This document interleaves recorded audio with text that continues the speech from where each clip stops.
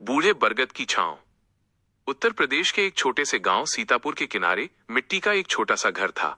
उस घर के आंगन में एक विशाल बरगद का पेड़ खड़ा था। उसकी जड़ों की तरह ही उस घर की नींव भी त्याग और संघर्ष से बनी थी। उस घर में रामदयाल और उनकी पत्नी सावित्री रहते थे। रामदयाल दिन भर खेतों में मजदूरी करते। गर्मी की तपती दोपहरी में जब बाकी लोग छांव ढूंढते, तब वो धूप में पसीना बहाते दिखाई देते। उनके हाथों की नसें उभरी रहती, पैर फटे हुए रहते, लेकिन चेहरे पर हमेशा एक संतोष रहता। क्यों? क्योंकि उनके सपनों का नाम था रवि। रवि उनका इकलौता बेटा था। सावित्री कहती थीं, हम भले भूखे रह लें, पर हमारा बेटा कभी भूखा नहीं सोएगा। रवि पढ़ने में बहुत तेज था। गांव के मास्टर जी अक्सर कहते थे, रामदयाल, ये लड़का बहुत आगे जाएगा, इसे शहर भेजो। शहर भेजना आसान नहीं था। फीस, किताबें, हॉस्टल, सबके लिए पैसे चाहिए थे। सावित्री ने अपनी शादी के समय की चूड़ियां बेची। रामदयाल ने आधा खेत गिरवी रख दिया। जिस दिन रवि शहर पढ़ने गया, सावित्री की आंखें भर आईं। बेटा, हमें भूल मत जाना। रवि ने हंसकर कहा, अरे माँ, मैं आपको कैसे भूल सकता हूँ। मैं बड़ा आदमी बनकर आपको शहर ले जाऊंगा। रामदयाल की आंखों में गर्व था। उन्हें लगा अब उनकी तकदीर बदलने वाली है। वीडियो में आगे बढ़ते हैं, उससे पहले आपसे एक विनम्र निवेदन है कि आप वीडियो तो देख लेते हैं, लेकिन लाइक करना भूल जाते हैं।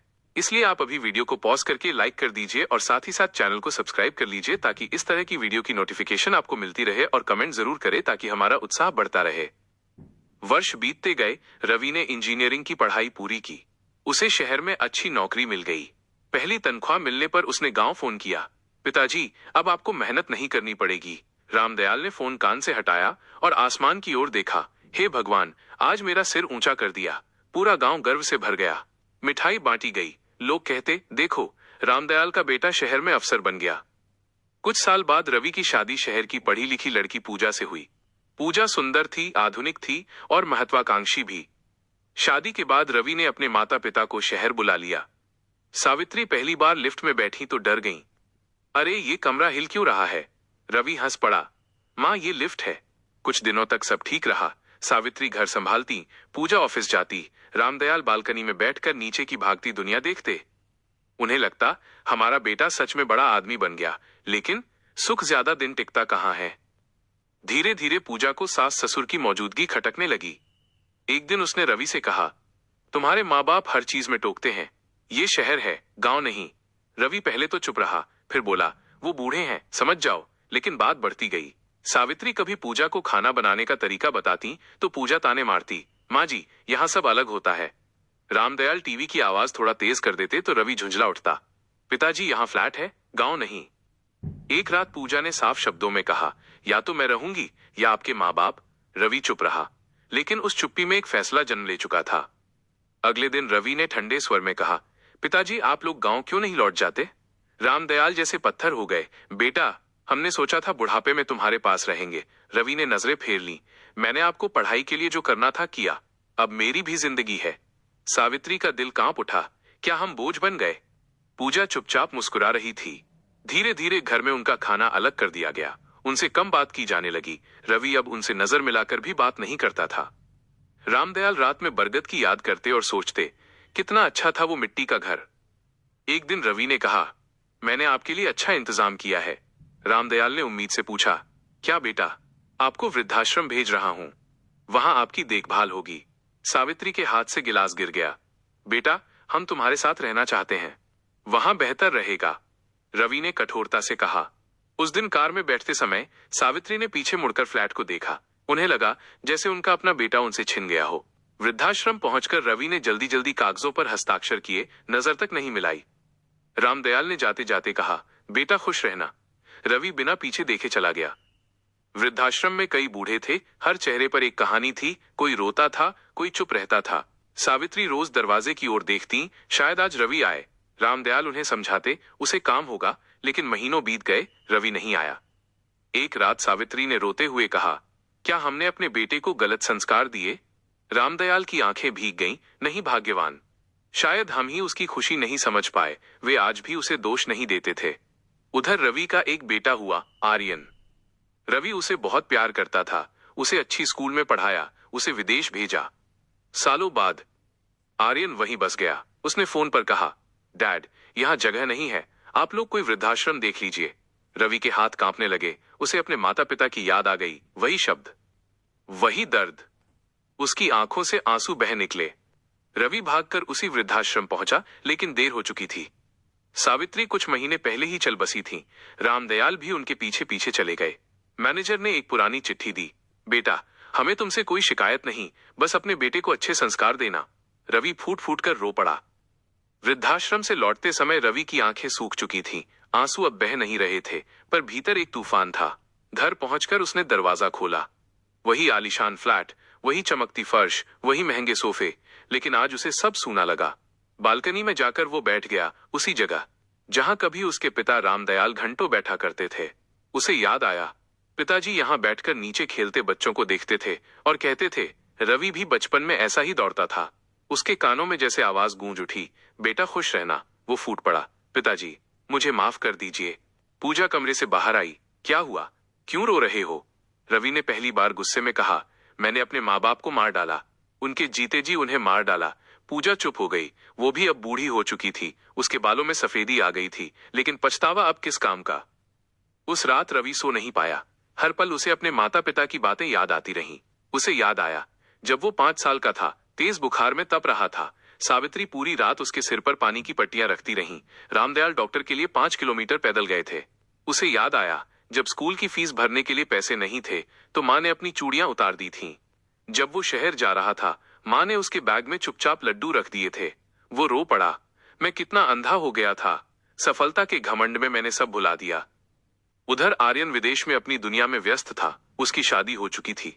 अब वही कहानी दोहराई जा रही थी।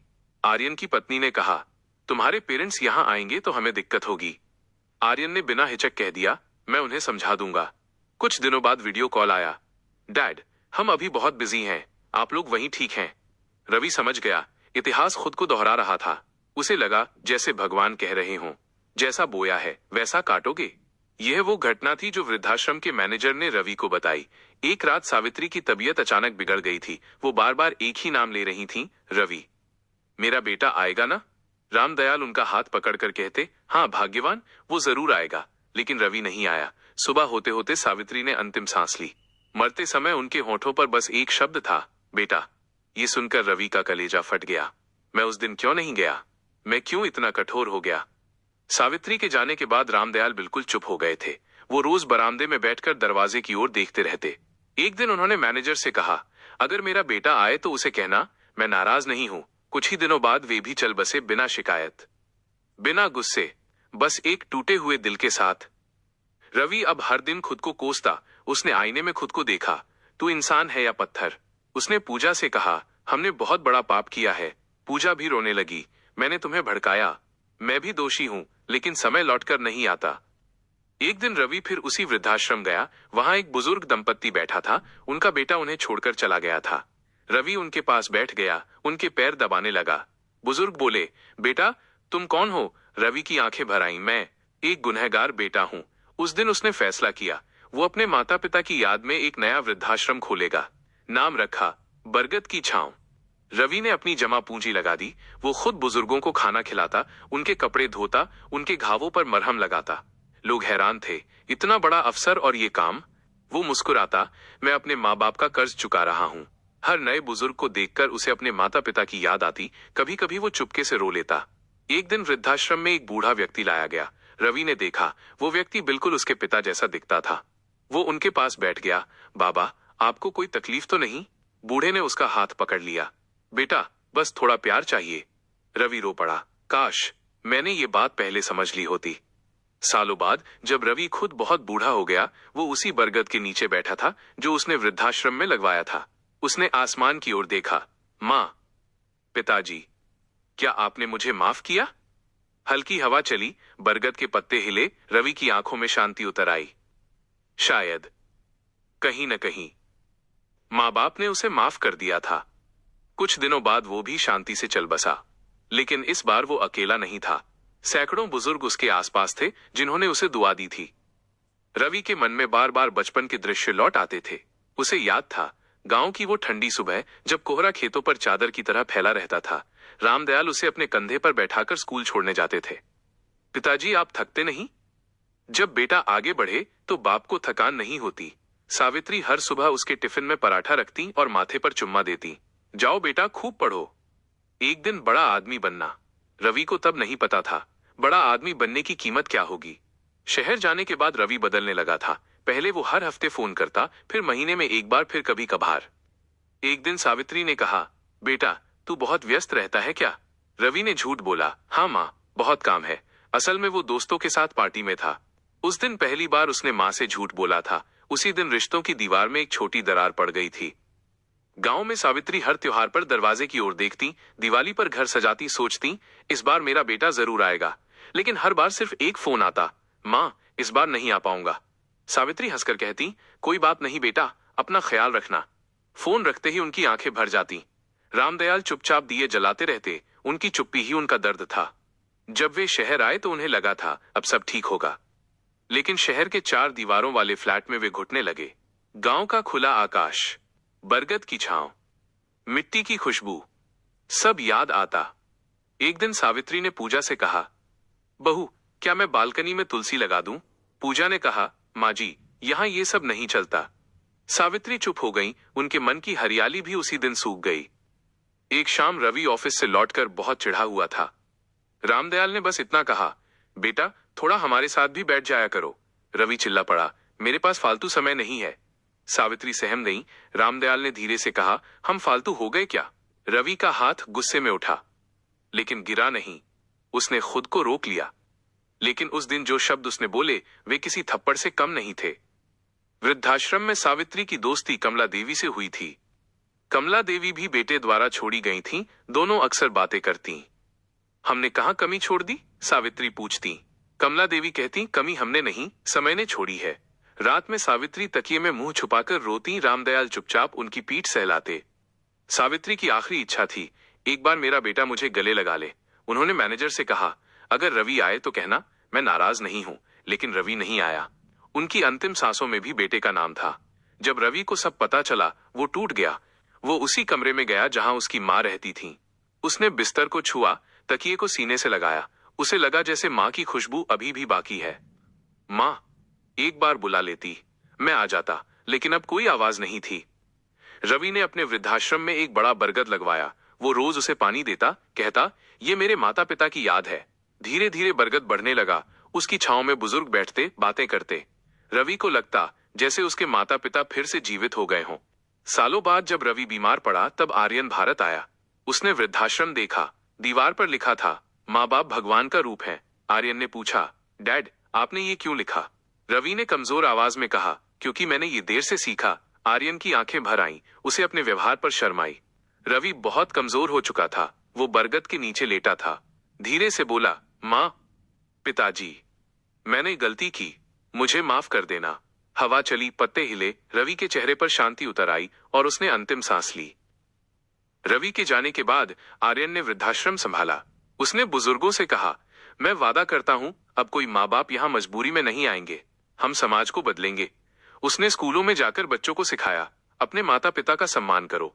धीरे धीरे समाज में बदलाव आने लगा। रवि के जाने के बाद वृद्धाश्रम के आंगन में अजीब सी खामोशी छा गई थी। बरगद के पत्ते हिलते तो ऐसा लगता मानो कोई पुरानी लोरी हवा में घुल रही हो। आर्यन देर रात तक अपने पिता की डायरी पढ़ता रहता। उस डायरी में रवि ने अपने अपराध, पछतावे और सेवा का हर भाव लिखा था। एक पन्ने पर लिखा था, जिस दिन मैंने माँ को वृद्धाश्रम छोड़ा उस दिन मैंने खुद को अनाथ कर लिया था। आर्यन की आंखें भर आईं। उसे पहली बार समझ आया, माता पिता को छोड़ना सिर्फ उन्हें छोड़ना नहीं, अपनी जड़ों को काट देना होता है। आर्यन ने तय किया कि वो केवल वृद्धाश्रम नहीं चलाएगा बल्कि समाज को जगाएगा।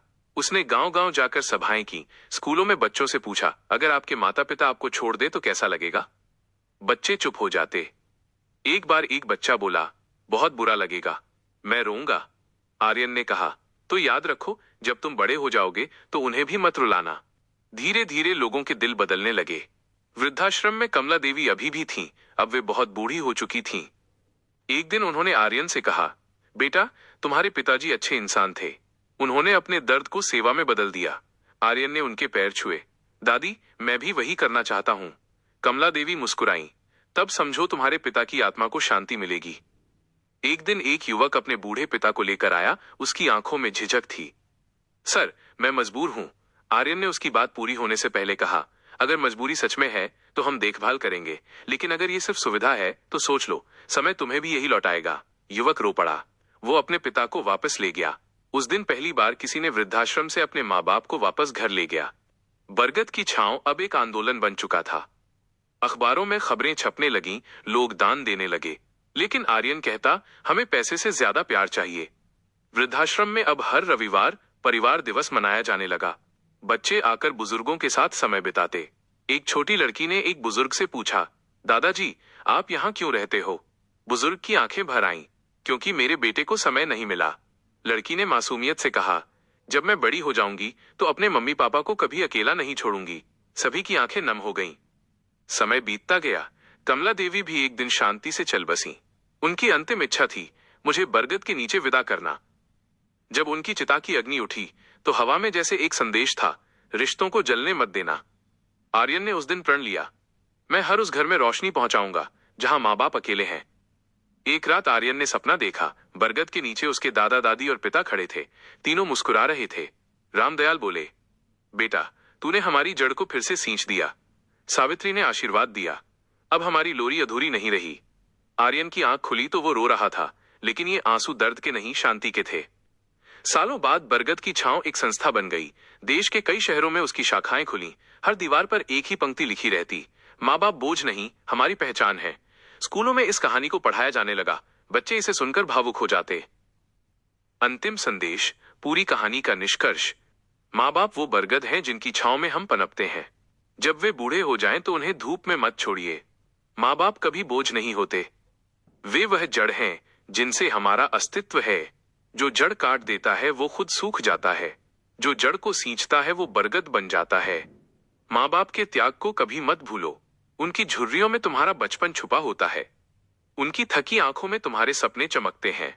जो अपने माता पिता को सम्मान देता है वो जीवन में कभी अकेला नहीं होता। और जिस घर में उनका सम्मान होता है वहां बरगद की छांव हमेशा ठंडी रहती है। और जो उन्हें ठुकराता है वो सफलता के शिखर पर भी खाली रहता है।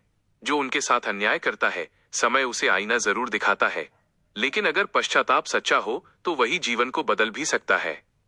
बरगद की छांव हमें सिखाती है, जड़ों को सींचो तभी शाखाएं फलेंगी। हमारी ये कहानी आपको कैसी लगी, कमेंट और लाइक करना ना भूले। इसी तरह की अन्य रोचक जानकारी के लिए चैनल को सब्सक्राइब करें और हाँ, बेल आइकन को दबाना ना भूले। Thank you.